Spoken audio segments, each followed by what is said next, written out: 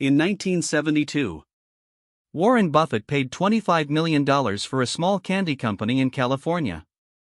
Over the next 50 years, that business generated more than $2 billion in profit. One number told him it was a great deal. And today, that same number can protect you from the worst investment of your life. Every great investor has a favorite metric. For Peter Lynch, it's the PEG ratio. For Benjamin Graham, it's net working capital. But for Warren Buffett, the man who turned a failing textile mill into an $800 billion empire, the number he cares about most is return on equity. He's written about it for decades. He calls it the primary test of management. And yet, most retail investors have no idea how to read it. Or worse, they read it wrong. And that mistake has wiped out more wealth than you can imagine. Today I'll show you what ROE actually measures, the exact threshold Buffett looks for, and the dangerous trap that makes a terrible company look like a winner. Think of a business like a car. The equity, the money shareholders have invested, that's the engine. Return on equity tells you how efficiently that engine converts fuel into horsepower. The formula is simple. Net income divided by shareholder equity. If a company has $100 million of equity and earns $20 million in profit, its ROE is 20%. But here's what matters. That 20% isn't just a number. It's a message. It says, for every dollar shareholders put in, the business produced 20 cents of profit this year. Now compare two companies. Company A has a 10% ROE. Company B has a 25% ROE. Over 30 years, assuming both reinvest their profits. Company A turns $100,000 into $1.7 million. Company B turns the same amount into over $80 million. That's the power of a great engine. And that's why Buffett cares so much. But here's where it gets really interesting. In his 1977 letter to shareholders, Buffett laid down a rule that still guides Berkshire today. He wants businesses that can earn at least 15% on equity, consistently, for years. Not one lucky quarter. Not a pandemic-driven spike. 15%. Year after year. Why 15? Because long-term inflation averages around 3%.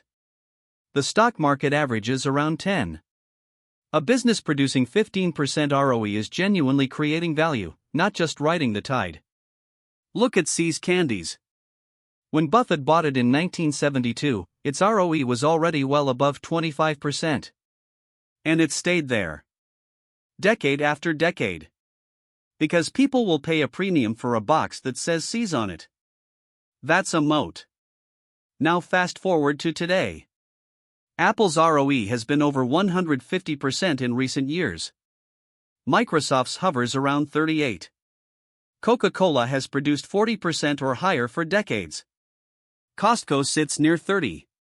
These are the compounding machines. And Buffett owns almost all of them. But wait, before you run off and buy every high ROE stock you can find, there's a trap. A dangerous one. And it's fooled some of the smartest investors on Wall Street.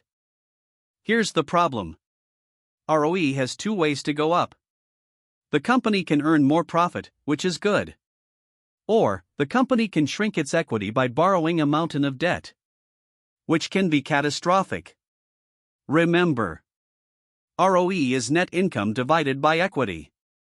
If you cut the bottom of that equation in half by replacing equity with debt, the ratio doubles overnight. Nothing about the business has actually improved. You've just made the engine louder by removing the safety features. In 2007, Lehman Brothers reported a return on equity of over 20%. Bear Stearns posted similar numbers. Bank of America looked incredible.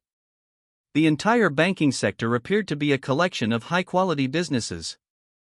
Then 2008 happened. Lehman was leveraged more than 30 to 1. For every dollar of equity, they had $30 of debt. That's not a great business. That's a house of cards pretending to be a great business. And when the housing market cracked, the equity vanished. The debt didn't. Over $6 trillion in U.S. household wealth evaporated between 2008 and 2009. Much of it sat in stocks that had shown beautiful ROE numbers just months before. That's the trap. A high ROE built on leverage isn't a sign of strength. It's a countdown timer. So how do you tell the difference? That's the final piece. Professional analysts use something called DuPont analysis. Sounds complicated. It isn't. It simply breaks ROE into three parts. Net profit margin. How much does the company earn per dollar of sales? Asset turnover. How efficiently do they use their assets? And financial leverage. How much debt are they using? A great business has high margins, good turnover, and low leverage. A mediocre business hiding behind debt has okay margins, weak turnover, and sky-high leverage. Here's a practical rule you can use tomorrow. When you see a company with a 25% ROE, check the debt-to-equity ratio. If it's under 1, congratulations, you may have found a compounding machine. If it's over 3, you found a time bomb. You can also look at something called return on invested capital, or ROIC. This counts debt alongside equity. If ROE is much higher than ROIC, the gap is coming from leverage. That's your warning sign. One number, 3 layers of protection. That's how you read ROE like Buffett.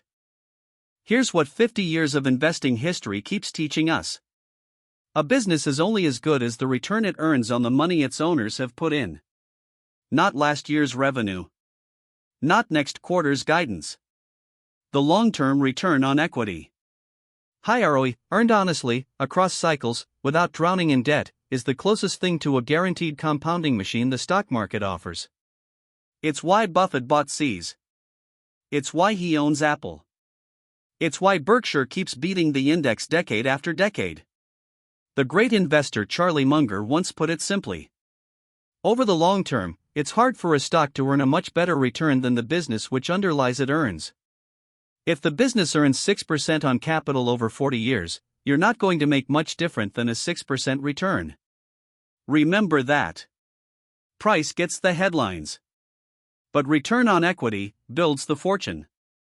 So here's my question for you. What's one company you've looked at recently, and what's its 5-year average ROE? Drop it in the comments. I read every single one. And if this video changed the way you'll evaluate a stock, hit subscribe. Tomorrow we're covering one of the most misunderstood names in investing history, a man who made more money betting against the market than most pros made betting with it. You won't want to miss it. This is educational content, not financial advice. Always do your own research before investing. But most importantly, invest in what you understand.